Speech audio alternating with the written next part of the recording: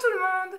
Aujourd'hui, je vous emmène dans une nouvelle librairie. Alors, si vous n'avez pas vu ma dernière vidéo, vous pouvez aller voir en cliquant ici ma vidéo où je vais à la Mare au Diable à Dunkerque et où Camille et Sylvie vous conseillent des nouveautés de la rentrée. Je vous emmène dans la librairie spécialisée en bande dessinée de Dunkerque qui s'appelle Aventure BD, qui est tenue par Christophe et Nicolas.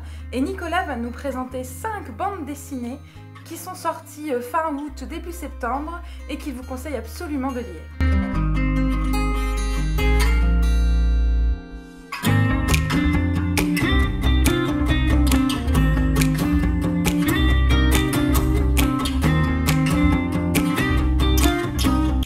Bonjour tout le monde, alors je suis à Aventure BD avec Nicolas. Bonjour. Le libraire d'Aventure BD avec Christophe. Donc il va nous présenter 5 bandes dessinées jeunesse qu'il nous conseille de lire et qui sont sorties là à la fin du mois. À peu près, ouais. Voilà, donc on va commencer tout de suite. Donc on va commencer par Père et Fils, c'est chez Kiun. Donc c'est un manga qui est classé dans le manga seinen, donc on appelle le manga dessiné pour les adultes, mais ça pourrait être aussi du shonen, donc le manga pour les adolescents. Alors c'est l'histoire d'un père qui est herboriste, qui pendant des années depuis qu'il fait son métier, il ne pense qu'à son travail, il n'a pas le choix, il doit aller voir ses clients et il n'y a pas de voiture, il n'y a pas de toutes ces technologies là. Et sa femme est décédée depuis à peu près 2 ans, il a confié son petit garçon donc à sa sœur, mais il décide finalement de le prendre sur son aile parce que voilà, il n'a jamais connu vraiment son garçon depuis qu'il est né. Et il va finalement apprendre à être père et en même temps apprendre à son petit garçon le métier d'herboriste. Et selon toi, c'est à partir de quel âge à peu près? À partir de 11-12 ans. Donc voilà. à partir du moment où on lit des bonnes histoires. Voilà. Ok, voilà, donc c'est Père et Fils, chez Kiun. Là c'est le tome 3 qui est sorti, 3, donc il y a déjà 3 tomes de déjà sortie. 3 tomes. Ok, super. Deuxième BD. Alors, les 3 fantômes de Tesla aux éditions Le Lombard. Alors, l'histoire commence par un homme qui tente d'échapper à des espèces de robots en tentacules, mais qui se fait avoir. Ensuite, le lendemain, en fait, on suit un jeune garçon qui vient d'emménager dans un nouvel appartement avec sa maman. Ils sont au dernier étage et leur voisin est un vieux monsieur qui est loin d'être très sympathique. Et en fait, c'est un scientifique. Je m'arrête là pour le résumer, parce que si je vous révèle qui il est, vous avez une petite idée avec le titre.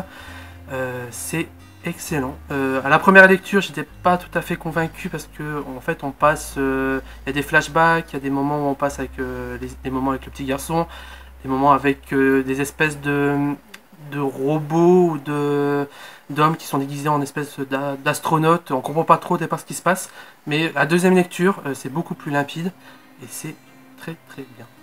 Et ça pareil, à partir de 12 ans, également. 12 ans. Ouais.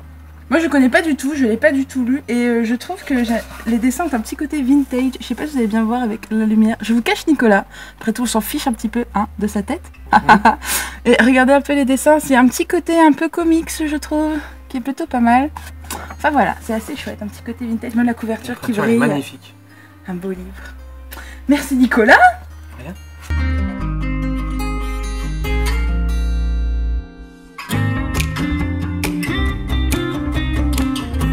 On continue avec le 3e bouquin conseillé par Nicolas. Alors, Camille aux éditions Jungle. Alors, c'est l'histoire de cette jeune fille qui est en fait une prêtresse qui s'ennuie en fait un peu, elle est gardienne en fait de 3 dieux. Il y en a 2 qui en fait sont pratiquement disparus et il n'en reste plus qu'un qui a du mal à retrouver sa forme originale. Tout simplement parce que les humains de moins en moins s'intéressent aux dieux, ne donnent plus d'offrandes. Et forcément, au fur et à mesure, les dieux disparaissent. Jusqu'au jour où Camille reçoit une lettre qui est une demande royale pour venir les aider parce que le roi a une maladie étrange, il est en train de rajeunir. Donc ils vont essayer de comprendre qu'est-ce qui s'est passé. C'est magnifique, enfin avec la couverture. Ça a l'air très coloré, très coloré, très fin, très. Ouais. Ça fait un peu penser voilà, au film de Miyazaki, c'est totalement dans cette thématique. Alors je pense que je vais avoir les questions. Est-ce que c'est un manga ou c'est une BD française? Alors c'est en format franco-belge, donc BD française, et les auteurs sont français. Ouais, mais on sent vraiment... Juliette Fournier et Jean-Gaël Deschard, ça sonne pas très japonais. Mais ça, donc, voilà, c'est comme l'aspiration est totalement asiatique. Ah oui, regardez, c'est super frais, c'est très joli. On dirait de l'aquarelle, mais je pense que c'est de la peinture digitale. Oui, je pense. Et enfin bref, je pense que ça pourra plaire aussi à ceux qui aiment les jolies images. Voilà, bon, allez. Un troisième conseil de Nicolas, merci beaucoup. Alors, le bourreau de Montfleury, aux éditions Sarbacane. Alors, l'histoire d'un bourreau qui a repris en fait la tâche de son papa, et il a de la chance, il n'a jamais tué personne grâce au maire.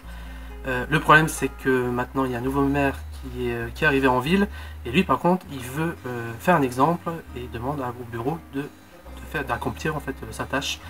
Et le problème, c'est que le bourreau, en fait, il adore surtout peindre. Donc, le dilemme, ça va être est-ce qu'il va décider d'accomplir son métier sans se poser de questions, ou alors vraiment accomplir sa passion de la peinture. C'est très très sympa. Pourtant, le thème est assez sombre quand même. Alors, le thème est sombre, mais il prend pas le lecteur pour le jeune lecteur pour un imbécile. Il ose aborder les thématiques de la mort, du conflit intérieur. Le bourreau commence à faire des rêves où il se voit voilà, accomplir sa besogne, ou au contraire qu'on décide de lui-même l'exécuter. Mais c'est fait suffisamment avec goût. Voilà, c'est pas des bains de sang. Mais c'est drôle. Voilà, il y a un côté un peu triste quand même. Mais voilà, c'est très bien fait. Et ça, tu le conseilles à partir de quel âge? À partir de 11 ans. Et on passe au dernier conseil de Nicolas d'Aventure BD, et c'est Les aventures ahurissantes de Benjamin Blackstone, aux éditions Casterman. Alors ça, pour moi, dans la sélection, c'est vraiment la plus grande surprise. Alors c'est l'histoire donc de ce jeune garçon qui s'appelle Benjamin, qui arrive au manoir de sa tante, parce que voilà, sa mère a disparu. Donc il commence à visiter le manoir, et un soir il tombe sur un homme, qui est celui-ci, qui est en train de jouer du piano. Et le lendemain il essaie de savoir qui il est, et il tombe sur un tableau, et il découvre que c'est en fait le créateur du manoir. Donc il demande tiens, mais où il est, et en fait on lui apprend, comme vous n'avez pas pu le voir, il est décédé depuis des années. Et en fait il va découvrir que il voit en fait son fantôme qui est en fait emprisonné dans ce manoir à cause d'une statue que lui-même a dérobé il y a quelques années. Donc il est obligé de rester dans le manoir, là dans la pièce où se trouve la statue. Et la statue se trouve dans une bibliothèque. Et ça tombe bien parce que ce fantôme a la capacité de plonger à l'intérieur des bouquins. Et il va décider d'emmener Benjamin à l'intérieur notamment d'un des livres du créateur du livre de la jungle. Ça a l'air génial. C'est un livre en fait qui donne envie de lire plus de livres. Voilà. C'est génial. Ça fait référence, il mélange un peu tous les univers. On dirait qu'il y a un petit peu de l'île au trésor, oui. Là, il y a des dinosaures, on voit un corbeau avec un chapeau, des soldats plutôt du Moyen-Orient, etc. Enfin... Ça, il y a aussi la guerre des mondes. La guerre des mondes, mais ça a l'air génial. C'est une BD d'aventure plutôt? C'est une BD d'aventure. Pour l'instant, l'histoire qui se passe là-dedans peut suffire à elle-même. Bon, on sent qu'il y aura une suite, mais à mon avis, à chaque fois, ça va être des histoires où ils vont plonger dans un livre différent. Ok. Eh ben merci beaucoup Nicolas pour tous ces super conseils. Merci à toi de m'inviter. Bah oui. Puis j'espère que ça vous aura donné envie de pousser la porte d'une librairie et d'aller voir un petit peu avec votre libraire ce qu'il peut vous conseiller de chouette.